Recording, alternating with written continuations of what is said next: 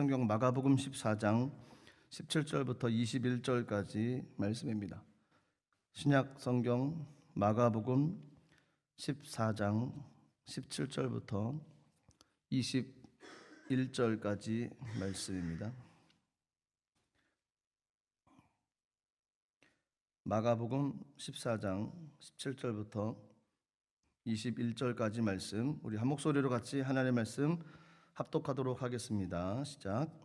저물매 그 12를 데리시고 가서 다 앉아 먹을 때 예수께서 이르시되 내가 진실로 너희에게 이르노니 너희 중에 한 사람 곧 나와 함께 떡 먹는 나를 팔리라 하신대 그들이 근심하며 하나씩 나는 아니지요 하고 말하기 시작하니 그들에게 이르시되 12 중에 하나 곧 나와 함께 그릇에 손을 넣는 자니라.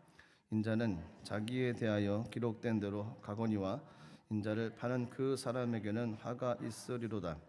그 사람은 차라리 나지 아니하였더라면 자기에게 좋을 뻔하였느니라 하시니라.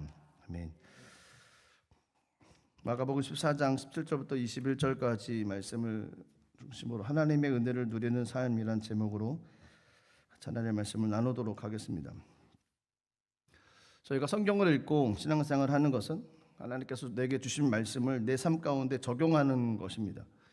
말씀은 내게 적용하는 겁니다. 그 사람이 성숙된 사람입니다. 성경을 읽고 묵상을 합니다. 그 묵상한 내용을 아내나 자녀들이나 다른 사람들에게 적용하면 이게 은혜가 아니고 잘못하면 이것이 칼이 될 수 있습니다. 그래서 적용은 늘 나로부터 시작을 해야만 됩니다. 이것이 신앙생활의 기본입니다. 찬양을 들었는데 그 찬양의 마음, 찬양이 너무너무 좋아요. 그 적용은 내게 하는 것입니다. 말씀을 읽었는데 그 말씀이 너무 힘이 됩니다. 그 적용도 역시 내게 하는 겁니다. 결코 다른 사람을 향해서 먼저 그 말씀을 기준으로 가지고 봐서는 안 됩니다. 내게 향하는 것이고 내게 적용을 하는 겁니다. 그래야지 은혜 넘치는 삶을 살아갈 수 있습니다. 때로는 그 말씀이 힘든 말씀이 될 수도 있습니다.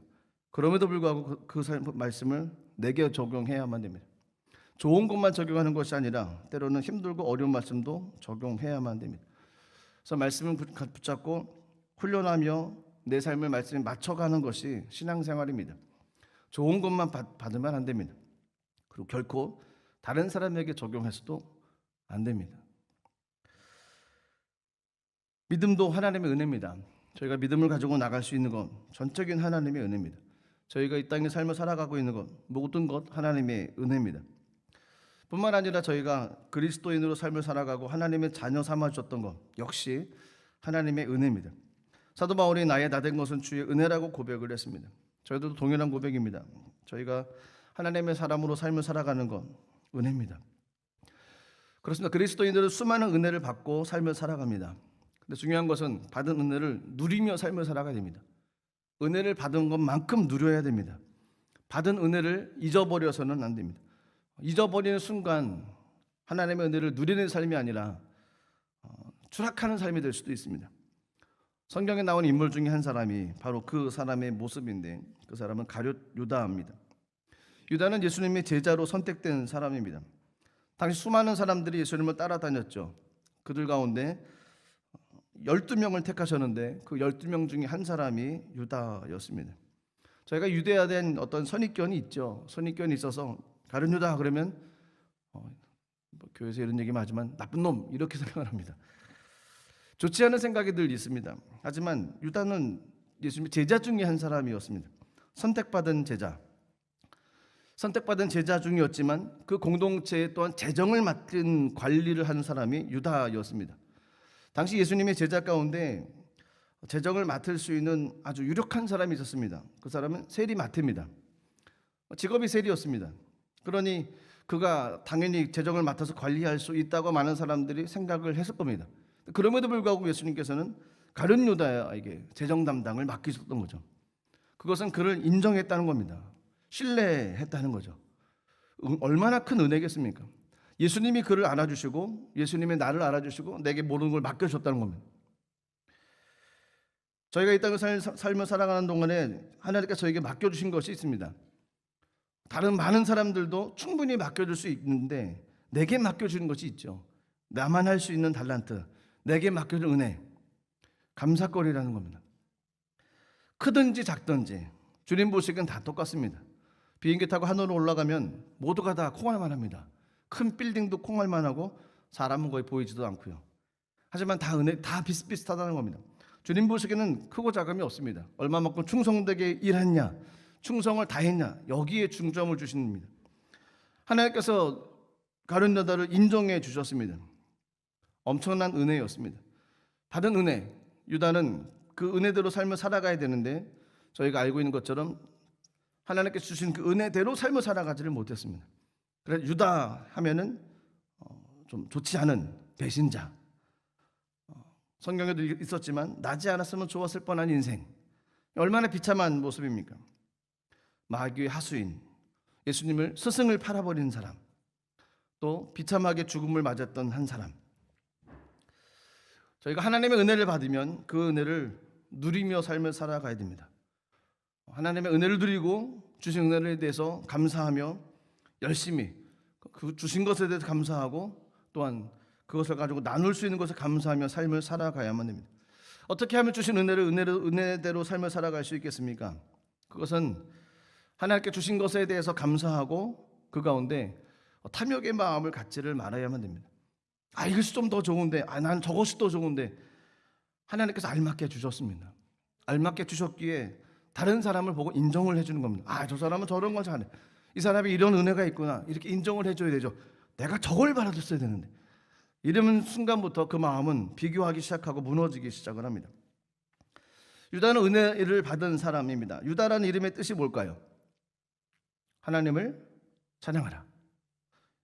뜻이 그렇습니다. 부모님이 유다를 낳습니다. 그리고 그가 하나님 앞에서 찬양하는 인생이 되기를 원했습니다. 그래서 그 이름을 유다라고 지었던 것이죠. 뿐만 아니라 한 걸음 더 나가서 그 유다는 이름 뜻대로 또 예수님의 12 제자 가운데 한 사람으로 택함을 받은 사람이었습니다. 다른 제자들의 출신은 어부였죠. 가룟 유다는 예루살렘 남단의 도시 출신으로 그래도 다른 사람보다는 어떤 비교적 교육을 좀 많이 받았던 사람이라고 합니다. 재정을 맡길 수 있도록 신뢰받는 사람. 예수님께서 왜 12 제자 가운데 한 사람으로 유다를 택하셨을까요? 제자로 택한 사람들은 쓰기 위해 택하신 거죠. 많은 사람이 있는데 그 많은 사람들 중에 12명을 택했습니다. 유다 역시 택함을 받은 사람입니다. 쓰기 위해서. 수많은 사람이 세상에 있습니다. 그들 가운데 하나님께서 하나님의 자녀로 저희들을 택해 주셨습니다. 저희를 왜 택해 주셨습니까? 하나님의 사람으로 쓰임받는 사람이 되기 위해서 택해 주신 겁니다. 은혜 받은 것, 이것이 감사거리입니다. 하나님의 자녀로 삶을 살아가는 것, 이것이 큰 복이고 놀라우신 하나님의 은혜라는 겁니다. 유다는 은혜를 받은 사람이었습니다. 하나님께 쓰임받기 위한 택함받은 사람이었습니다. 그런데 받은 은혜로 말미암아 축복된 열매들을 많이 맺어야 되는데 저희가 알고 있는 것처럼 성경에 그렇지 못한 것이 너무너무 많다는 겁니다. 배신자, 아니면 반역자, 도둑, 이런 내용들로 그의 이름이 결말이 그렇게 되어버렸습니다. 도대체 이유가 뭘까요? 선택받은 제자됨을 이용해서 스승이었던 예수님을 은 30에 대제사장에게 팔아먹었습니다. 그 팔아먹은 주도적인 임무를 했던 사람이 유다였습니다. 누가 시킨 것이 아니었습니다. 마가복음 14장 11절에 보면 그런 단어, 뉘앙스가 있습니다. 마가복음 14장 11절 말씀입니다. 그들이 듣고 기뻐하며 돈을 주기로 약속하니 유다가 예수를 어떻게 넘겨줄까 하고 그 기회를 찾더라. 돈을 준다고 하는 것을 약속을 받자마자 유다의 마음 가운데 예수를 이 사람 어떻게 팔아먹을까 기회를 찾기 시작을 했던 겁니다. 아주 교활한 거죠. 감사하고 은혜 가운데 삶을 살아가고 예수님을 따라가고 스승을 본받고 스승을 닮기 위해서 열심히 나가야 되는데 그 마음 가운데 그런 마음이 들지를 않았던 거였습니다. 돈을 주고 받기로 약속을 하자마자 기회를 찾기 시작을 했던 거였습니다. 마태복음 26장 14절 15절 말씀 보시면 또 이렇게 얘기합니다. 그때 12 중에 하나인 가룟 유다라 하는 자가 대제사장에 가서 말하되 내가 예수를 너에게 넘겨주리니 얼마나 주려느냐 하니 그들이 은 30을 달아주거늘. 먼저 주도적인 역할을 했던 사람이 가룟 유다였습니다. 내가 예수를 팔아줄 테니까, 넘겨줄 테니까 얼마 줄 건데, 이렇게 얘기했던 거죠. 은 30, 제안을 받았습니다. 그러니까 제사장들보다 먼저 제안했던 사람이 가룟 유다였습니다. 누가복음 22장 4절 5절 말씀 보시면 이렇게 합니다. 이에 유다가 대제사장들과 성전 경비대장들에게 가서 예수를 넘겨줄 방도를 의논하며 그들이 기뻐서 돈을 주기로 언약하는지라. 그러니까 주도적 임무를 했던 사람이 유다였습니다. 도대체 왜 예수님을 팔아먹으려고 그랬을까요? 어떤 사람들은 이야기하기를 이 가룟 유다가 그 셀로 땅 열심당원 중에 한 사람이다라고 생각을 하는 사람들이 있습니다. 그러니까 민족주의적 야망을 이루기 위해서 예수님을 팔았던 거죠. 이렇게 얘기를 합니다. 로마의 압제에서부터 이스라엘을 해방하기 위해서 열심당원으로 활동을 했다는 겁니다. 그래서 로마에 대항해서 혁명을 일으키기 위해 예수님을 따라다녔는데 예수님이 갑자기 십자가를 달려 죽은다고 얘기를 합니다. 방법이 없습니다. 마지막 히든카드로 혁명에 불을 붙이기 위해서 예수를 팔아버린 거죠. 이렇게 얘기하는 사람들이 있다는 겁니다. 셀로 당원으로서 활동하고 민족주의적 꿈을 예수를 통해 성취하려고 했던 거였습니다. 예수님이 집권하면 이 모든 그 정권들이 다 뒤집어지니까 그 환경 가운데 한 자리 하려고 하는 그런 모습, 이것을 바라보며 따라다녔던 거였습니다. 그런데 뜻대로 되어지지 않자 배신을 했다라고 어떤 사람들이 이야기를 합니다. 중요한 것은 성경에 기록되어지지 않다는 겁니다. 학자들이 이런 얘기를 추측을 했던 겁니다. 그런데 성경에서는 왜 유다가 예수님을 팔았는지에 관한 이야기를 이런 중 보여주고 있는 부분이 있는데요. 마가복음 14장 11절 말씀이었습니다. 다시 한번 읽겠습니다. 그들이 듣고 기뻐하며 돈을 주기로 약속하니 유다가 예수를 어떻게 넘겨줄까 하고 그 기회를 찾더라. 돈 때문이라는 겁니다. 돈이라고 하는 탐욕 때문에 그렇다는 겁니다. 탐욕은 주신 은혜를 무너뜨리고 만듭니다. 탐욕이 생겨지면 하나님께 주셨던 은혜의 울타리를 넘어가게 되어진다는 겁니다. 저희가 아는 성경 구절이 있죠. 욕심이 잉태한 즉 죄를 낳고 죄가 장성한 즉 사망을 낳는다는 겁니다. 탐욕으로 인해서 무너진 성경의 인물들이 얼마나 많이 있습니까? 아나니아와 삽비라 부부도 그랬습니다. 아간도 그랬습니다. 수많은 사람들이 탐욕으로 인해서 무너지는 사람들이 세상에 굉장히 많이 있습니다. 저와 여러분들도 예외는 아닙니다. 그래서 마음을 지켜야만 됩니다. 탐욕의 마음이 들지 않도록 주신 은혜에 감사하는 마음이 들어야만 됩니다. 그래서 늘 감사하며 삶을 살아가야 됩니다. 그래서 절대 감사라는 말이 있는 거죠. 좋아도 감사, 때로는 힘들고 어려워도 감사라는 겁니다.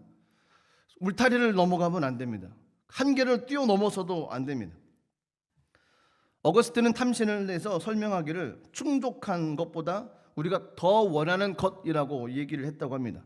충분히 있는 것, 감사해야 되는데 그것보다 더 원하는 것, 충분히 넉넉합니다. 하지만 더 원하는 것, 이것이 탐욕이라는 겁니다.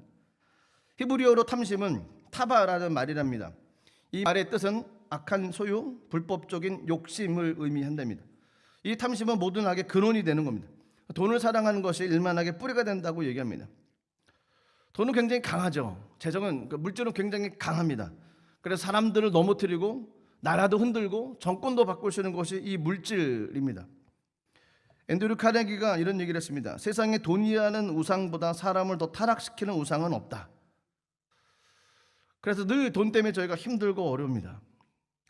물질이 부족하면 돈에 매달려 살 수밖에 없습니다. 그래서 재정에 대한 가치관을 바꿔야 됩니다. 재정을 채워주시는 분은 하나님이십니다. 그 통로가 되어지는 것이 회사의 회장이고 회사의 사장입니다. 하나님께 주시는 것이고 그 통로였습니다. 내게 물질을 채워주는 존재가 회장님, 사장님이 아닙니다. 그래도 사장님이 돈을 안 주면 사장님 나빠요 이렇게 얘기가 나옵니다. 묻지를 않으시는군요. 한국에서 유명한 개그 중에 하나였는데 주시는 통로입니다. 단지 물질을 주시는 분은 하나님이십니다. 그래서 하나님께 간구를 해야 되는 것이고 하나님께 감사를 해야 되는 것입니다. 이 어떤 노선이 흔들리면 내게 물질을 채워주는 분이 회장님, 사장님이고 어떤 단체고 그렇게 되어지면 그 마음은 힘들어집니다. 돈 앞에서 많은 사람들이 무너졌습니다.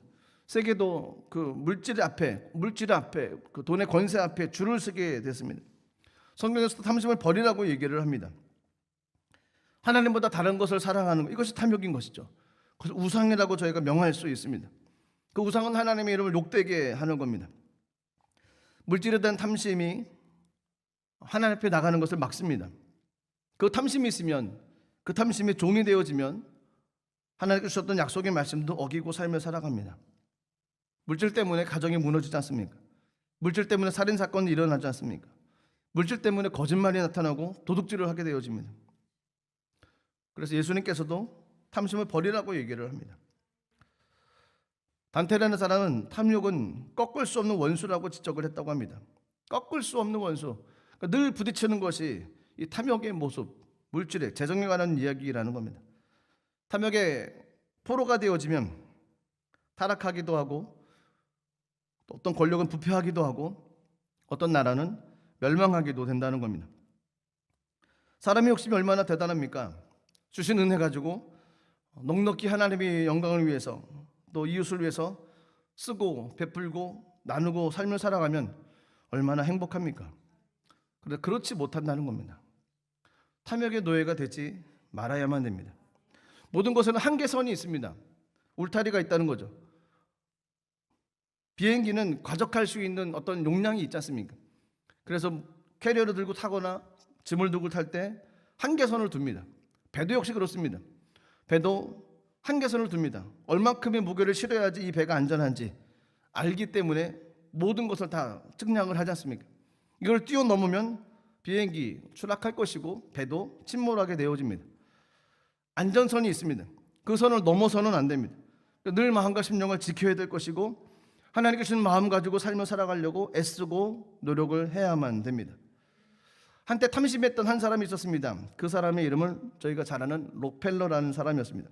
근데 록펠러가 하나님 말씀을 읽다가 탐심을 버려라, 탐심을 버려라는 그 말씀을 듣고 은혜를 받았습니다. 그리고 내게 주신 그 은혜를 실천하기 위해서 하나님을 위해서 헌신하게 되어졌고 이웃을 위해서 사는 삶으로 그 삶이 바뀌었습니다. 그가 수많은 재물을 가지고 있었지만 그 재물을 땅에 쌓는 인생에서 이제 하늘에 쌓는 인생으로 그 인생이 바뀌었습니다. 그래서 12개의 대학을 세웠고요. 그 중에 하나가 시카고 대학인데 시카고 대학에는 노벨상이 한 50여 명이 나왔답니다. 한국에도 나왔으면 좋겠습니다. 그리고 평생 한 4,900여 개의 교회를 세웠답니다. 그 마음 가운데 탐욕이 있었던 사람이었습니다. 그런데 하나님께 주셨던 말씀을 붙잡고 말씀대로 삶을 살기로 결정을 하고 방향을 바꿨습니다. 그가 가졌던 재정을 통해서 물론 자신은 풍성하게 살겠죠. 그 남는 모든 것을 가지고 이웃에게 환원을 하고 대학을 세우고 인재를 키워가고 교회를 세우고 하나님 나라를 세워가는 그런 일을 감당했던 거였습니다. 탐욕의 바이러스를 억제했던 거였습니다. 탐욕의 노예가 될 수밖에 없었던 그 마음을 물리칠 수 있었습니다. 그 방법은 하나님 말씀이었습니다. 의도적으로 했던 것입니다. 왜냐하면 탐욕은 전염성이 있기 때문에 그렇습니다. 한번 빠져들면 계속 빠져들기 때문에 그렇습니다. 탐욕이라고 하는 것은 위장을 하고 나타납니다. 이 정도는 괜찮겠지. 이 정도는 괜찮아. 다른 사람도 하는 건데 뭐 어때? 그러면서 한 걸음 한 걸음 나가다 보면 이제 돌이킬 수 없는 길각이 되어집니다. 그 탐욕이라는 것은 늘 명분을 세웁니다. 나만 그래? 아니야. 이건 합법적인 거야. 이러면서 어떤 나름대로 논리를 세워갑니다. 합리화를 세웁니다. 현실을 회피하고 자신이 어떤 범죄한 것이 아니다라고 생각을 하면서 점점 탐욕의 늪으로 빠져들기 시작을 합니다. 그러다 보면 사람의 눈을 가리게 되어지고 생각의 관점이 흐트러지게 되어집니다. 그리고 그 길에서 그냥 빠져서 늪에서 그냥 헤어나오지 못하는 모습이 된다는 겁니다. 성경에도 보면 한 가지 이해가 나와 있는데요. 요한복음 12장에 보면 예수님께서 유월절 엿새 전에 나사로 집에서 만찬을 하셨습니다. 이때 마리아가 비싼 향유 나드 한 근을 예수님 발에 부었습니다. 약 300데나리온의 가치라고 성경에 기록되어 있죠. 한 데나리온이 노동자 하루 품가시니까 1년치 연봉입니다. 이때 유다가 한 이야기가 있습니다. 이것을 팔아서 가난한 사람에게 주지 왜 이랬어? 라고 얘기를 합니다. 얼마나 멋진 얘기입니까? 가난한 사람에게 주지 왜 이랬어? 가난한 사람에게 줘야지. 정말로 그가 가난한 사람을 생각하고 그랬을까요? 정말로 그 마음 가운데 가난한 사람들에게 줬으면 좋겠다라는 그 마음이 있어서 그런 고백을 했을까요? 성경은 이렇게 얘기를 했습니다. 요한복음 12장 6절 말씀 보시면 이렇게 말하면 가난한 자들을 생각함이 아니요 그는 도둑이라 돈꾀를 맞고 거기 넣는 것을 훔쳐가미러라. 그렇지 않다는 겁니다. 그러니까 말은 그렇게 합니다. 말은 이 사람 가난한 사람 주면 얼마나 좋겠어 라고 얘기하지만 그 마음 중심에는 그런 마음이 없었던 거였습니다. 가난한 사람을 생각하는 마음이 1도 없었던 거였습니다. 아깝다는 거죠. 그리고 성경에서는 하나님의 것을 훔쳤던 도둑이라고 얘기를 합니다. 그래서 저희들도 상대방과 사람들과 이야기를 할 때 원리적인 이야기를 할 필요는 없습니다. 원리적인 얘기는 다 압니다. 그러니까 정답은 다 압니다. 그런데 누가 그것을 실천하고 이야기를 하느냐, 여기에 따라서 진정성이 틀려집니다. 그냥 말만 하는 걸 사람들이 다 압니다. 이 사람 그냥 말만 하는구나. 이 사람 진짜 실천하고 삶을 살아가는구나. 이렇게 다 압니다. 그런 걸 따져보면 이 설교를 하고 있는 목회자들의 삶이 참 어렵습니다. 원리를 얘기해서는 은혜를 누릴 수가 없습니다. 원리, 정답만 얘기해서는 그 은혜의 타장이 한계가 있습니다. 그것을 삶으로 살아가야지 그것을 이해하게 할 수가 있습니다. 목회자뿐이겠습니까? 그리스도인들이 그래야 됩니다. 알고 있는 건 이해하게 하는 건 누구나 할 수 있습니다. 왜 모르겠습니까? 신앙생활 10년, 20년 하면 다 합니다. 수많은 이야기를 들었기 때문에 성경에 무슨 얘기는 다 합니다. 근데 그렇게 삶을 살아가고 이야기를 해야 되죠. 삶을 살아가지 못하고 이야기하면 은혜가 없습니다. 한 예로 그겁니다. 힘들고 어려운 가정이 있습니다. 기도하세요. 진정으로 기도를 하고 계신 분이십니까? 기도를 하는 모습 가운데 그 진정성이 나오면 기도하시면 하나님 응답하십니다라는 것을 이야기해주면 마음으로 와닿을 수가 있습니다. 그래서 11월 달에 저희가 다니엘 기도회를 하는 겁니다. 가서 같이 오셔서 같이 예배하고 같이 기도하자는 겁니다. 가정에서 할 수 있습니다. 하지만 같이 하는 건 틀립니다. 가정에서 할 수 있습니다. 하지만 교회에서 기도가 쌓인 곳에서 예배하는 것은 또 틀립니다. 11월 1일부터 다니엘 기도회를 합니다. 기대가 있습니다. 올해는 하나님께서 어떤 은혜를 주실 것인지, 어떤 말씀을 주실 것인지, 어떤 레마의 말씀을 주실 것인지 기대가 됩니다. 2019년도와 같은 또 다른 하나님의 사건이 제 가운데 일어나지 않을까 하는 기대를 가지고 이제 준비를 하고 또 기다리고 있습니다. 가난한 사람에게 주지 왜 그랬어? 라고 얘기하는 유다의 마음은 가난한 사람들을 생각했던 사람이 아니었습니다. 가난한 사람을 생각하는 마음은 그 마음 가운데 없었습니다. 12명 제자 가운데 한 사람이었던 유다, 예수님께서 행하셨던 많은 일들을 보고 지켜봤던 사람입니다. 그럼에도 불구하고 궁금에 대한 어떤 탐욕의 마음이 들어갔고 결국 스승인 예수님을 은 30에 팔아버렸습니다. 은 30의 값이 얼마나 될까요? 출애굽기 21장 32절 말씀 보시면 은 30에 관한 이야기가 나오는데 출애굽기 21장 32절 이렇게 얘기합니다.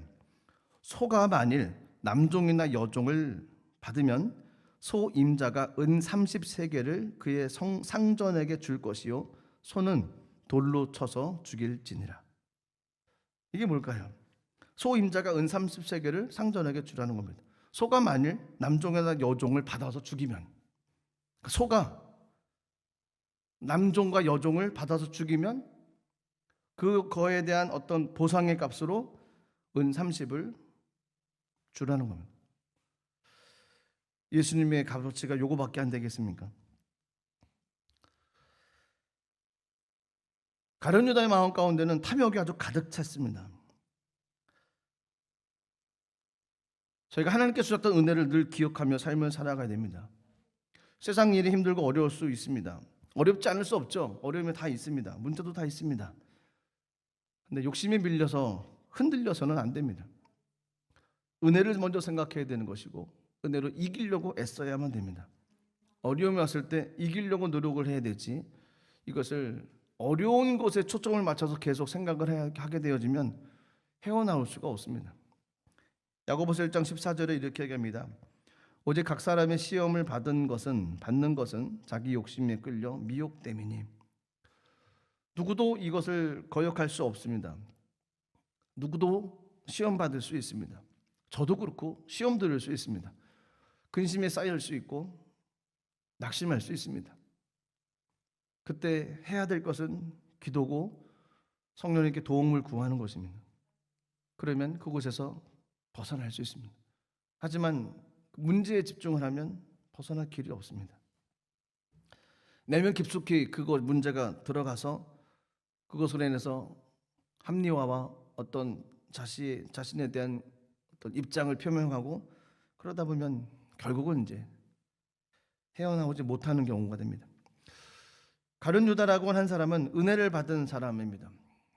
재정을 맡을 사람이 어떤 조건적으로 갖추고 있는 사람이 그 12명 가운데 있었습니다. 그럼에도 불구하고 예수님은 가룟 유다에게 재정을 맡겼습니다. 믿었던 것이고 신뢰했던 것입니다. 엄청난 하나님의 은혜입니다. 뽑힌 것도 은혜요, 또 맡기신 것도 은혜였습니다.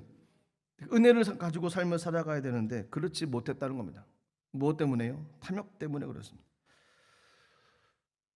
하나님의 은혜로서 충만한 삶을 살아가야만 됩니다. 만약 하나 잘못된 일이 일어났을 때 그때 어떤 모습으로 저희가 대처해야 되겠습니까? 두 번째로 생각해야 될 것은 문제가 생기고 어려움이 닥쳤을 때 후회하는 삶이 아니라 회개하는 삶으로 바뀌어야 됩니다. 모든 사람들이 죄를 짓습니다. 실수할 수 있습니다. 저도 그러니까요. 모든 사람들이 다 그렇습니다. 하지만 회복되어져 갈 수 있는 삶은 후회하는 삶이 아니라 회개하는 삶입니다. 주님 앞에 나가서 모든 죄를 고백하고 나가는 삶이 되어야만이 하나님의 은혜 가운데로 다시 회복되어 나올 수가 있습니다. 베드로도 보십시오. 예수님을 3번씩이나 부인하고 저주까지 한 사람입니다. 그런데 그 인생은 은혜를 누리는 삶으로 결론이 났습니다. 똑같이 죄를 지었는데 베드로는 그렇게 축복을 받은 사람이었는데 유다는 그렇지 못했다는 겁니다. 유다는 축복받은 인생이라고 아무도 그에 대해서 얘기를 하지를 않습니다. 그는 스승을 팔았던 것에 대해서 깨달았습니다. 잘못한 것을 깨달았습니다. 그리고 후회했다는 겁니다. 회개하며 삶을 돌이키지를 않았다는 거였습니다. 그 결과 그는 자살로 삶을 마감할 수밖에 없었습니다. 자신의 방법으로 그것에 대한 문제에 대한 해답을 가지고 결론을 내릴 수밖에 없었던 거였습니다. 하나님의 은혜에 끝까지 나가지 못했던 거였습니다. 모든 사람들이 다 사연이 있습니다. 그 사연으로 어려움이 있었습니다. 실수도 있고 잘못도 있습니다. 하지만 회개하는 삶이 되어야 됩니다. 그러려면 주님 앞에 나가야 됩니다. 십자가를 바라봐야 되고 입술로 고백을 하고 선포를 해야만 됩니다. 정말 입술을 뜨기가 어려울 때가 있습니다. 하지만 말씀을 선포하고 기도하고 나가면 하나님께서 그 삶 가운데 하나님의 놀라운 회개 은혜를 더해 주시게 됩니다. 유다는 그것을 깨닫지를 못했습니다. 어떤 환경 가운데 즉 간접적으로 회개할 수 있는 기회를 주셨음에도 불구하고 유다는 그렇게 삶을 돌이켜 나가지를 못했습니다. 마가복음 14장 18절 말씀 보시니까 이렇게 말씀이 되어 있습니다. 다 앉아 먹을 때 예수께서 이르시되 내가 진실로 너에게 이르노니 너희 중에 한 사람 곧 나와 함께 먹는 자가 나를 팔리라 하신대. 이런 얘기를 들었던 제자들이 깜짝 놀랐습니다. 그래서 제자들이 했던 얘기가 접니까? 라고 물어봤습니다. 유다도 마음에 찔렸던 것이죠. 그래서 유다가 이야기하기를 라삐어 접니까? 라고 이야기를 했습니다. 그 마음 가운데는 그런 마음이 있었죠. 근데 그런 것을 똑같이 다른 사람처럼 나도 다른 제자하고 똑같습니다, 저는 그렇지 않습니다라는 어떤 위선적인 것을 보여주기 위해서 라삐어 선생님이요 저도 그렇습니까? 접니까? 라고 이야기를 했던 것입니다. 예수님께서 이 말씀을 하셨던 것은 기회를 줬던 거였습니다. 돌이키라는 겁니다. 회개하라는 겁니다. 그런데 그렇지 못했던 거였습니다. 그래서 예수님께서 이야기를 이렇게 하셨습니다. 마가복음 14장 20절 말씀 보시면 그들에게 이르시되 12 중에 하나 곧 나와 함께 그릇에 손을 넣는 자니라. 나와 함께 손을 넣는 자니라. 아마도 유다와 함께 지금 손을 넣고 있지 않겠습니까? 그럼에도 불구하고 예수님의 말씀을 깨닫지 못했던 것입니다. 그 이야기는 돌이키지 않았다는 겁니다. 회개하지 않았다는 것입니다. 깨닫는 것 은혜입니다. 그리고 회개하는 것 또한 은혜입니다. 요한복음에 보면 베드로가 누가 배신자냐고 구체적으로 물었습니다. 그때 예수님께서 하셨던 얘기는 이렇게 얘기합니다. 내가 한 조각을 찍어다가 주는 자가 그니라 하시고 곧 한 조각을 찍어다가 시몬의 아들 유다에게 줬다라고 성경에 기록하고 있습니다. 아주 구체적으로 가서 이렇게 너야라고 이렇게 탁 찍어줬던 겁니다. 그러니까 회개하라는 것입니다. 돌이키라는 겁니다. 그럼에도 불구하고 회개하지 않았던 거였습니다. 그 마음이 다쳤던 거였습니다. 이스라엘 왕들 가운데 사울 왕과 다윗 왕에 관한 이야기를 저희가 잘 알고 있습니다. 사울 은혜 받은 사람이었습니다. 택함 받은 사람이었습니다. 그런데 그의 결말은 비극이었습니다. 다윗 은혜 받은 사람이었습니다. 둘 다 죄가 있었죠. 사울도 죄가 있었고 다윗도 역시 죄가 있었습니다. 사울은 회개하지 않았습니다. 발뺌했습니다. 아예 백성들이 그랬습니다. 내 위심 좀 세워주십시오라고 끝까지 얘기했던 존재가 사울입니다. 다윗은 어떻게 했습니까? 회개했습니다. 주님 앞에 회개하고 삶을 돌이키는 삶을 살아갔다는 겁니다. 그렇습니다. 누구나 다 실수할 수 있고 누구나 다 어려움 가질 수 있습니다. 저도 왜 일은 아닙니다. 중요한 것은 후회하는 것이 아니고 회개하고 돌이키는 겁니다. 주님께로 가는 겁니다. 십자가로 가는 것밖에 없습니다. 어떨 때는요, 여기 서기가 너무 힘들 때가 있습니다. 그러면 올라오기 전에 싸움을 해야 됩니다. 인간적인 생각으로는 너무너무 힘들어요. 그런데 기도를 할 수밖에 없습니다. 그래서 기도하고 또 기도하면 정말 희한한 것은 그 힘들었던 마음이 싹 사라집니다. 제가 너무 놀래요. 야, 이런 마음이 어떻게 사라질까? 저는 알죠. 제 마음이니까. 그래서 또 단에 올라올 수 있게 되는 겁니다. 그렇습니다. 하나님으로부터 저희는 수많은 은혜를 받은 사람입니다. 그러면 이제 은혜를 누리는 삶으로 가야만 됩니다. 은혜를 통로가 돼서 축복의 삶이 되어야 되고, 넘어지는 모습이 있으면 회개하고 돌이키는 삶이 되어야만 됩니다. 그래서 은혜로서 충만한 하나님의 사람이 되어져 가야만 합니다. 그런 삶을 살아가시는 저와 여러분들 되시기를 주님의 이름으로 축복합니다.